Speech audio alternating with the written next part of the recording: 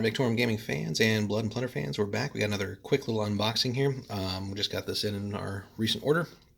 This is a mounted commander, so it's a generic mounted commander, so it could be used for anybody. We're going to be using him for our French forces, though, but yeah, you could pick this up for, theoretically, I guess, any faction. So give us just a second here, we'll have this open up, and then we'll be right back. Alright, we're back, and we got the commander unpackaged here. So basically you get three different things. You got the horse, which actually has the legs and waist basically already molded on there, which is really cool. And I do have to say, in comparison to so many other games where you have like knights or other types of cavalry, and especially if like they're metal, sometimes even with the plastics though, it can be a pain in the ass to sit the rider perfectly and actually like have it glue properly.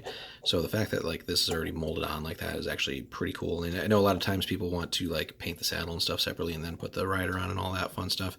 But the fact that that's already molded on like that, and then basically the commander actually just kind of slots in over here like that and actually fits perfectly, and you're basically ready to rock and roll. That's actually awesome. So the horse itself is pretty cool. Neat detail there is actually packing two pistols in the front there, extra pistols. A little bit of stuff to clip there and trim, not a big deal. And then the cool thing is the base is actually already textured for it. So there's no extra base that you have to mount this on. I suppose you could, but it's basically got like a stone texture on there. So that's actually really neat. The upper half of the commander here, he's basically already sporting two pistols. So this dude's rolling with four minimum. And yeah, basically it's basically like his upper body with kind of like his coat or whatever armor he might be wearing. He's got a hat. This pistol's more or less all right. Looks like we got one flaccid pistol here. We're gonna have to straighten that out, but no big deal there. And then you kind of get like a little accessory sprue here, so it looks like a couple of like scabbards.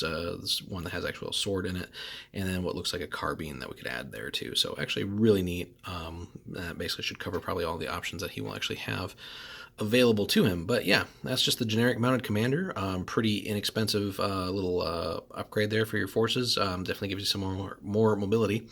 And yeah, can't complain about that in any way. Really good model. And considering the armament, we could actually probably use him for a couple of other games during that time period, but we'll leave that for another video since this is just sticking with Blood and Plunder. But again, Blood and Plunder, Firelock Games, really cool company, really awesome little game.